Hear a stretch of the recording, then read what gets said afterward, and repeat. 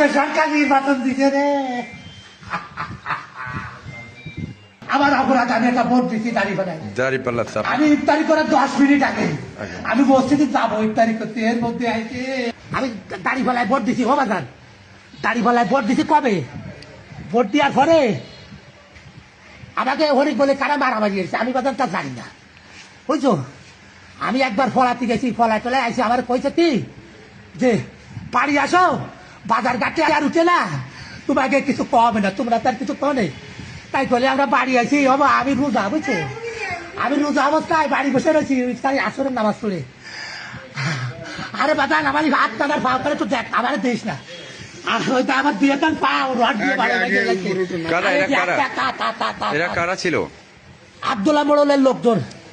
ও মা, কজন হয়েছে এরকম আপনাদের সাথে? তা করতে পারি না আজকে। আরো কেউ আছে? আর কেউ আছে? আব্দুল্লাহ মোড়ল।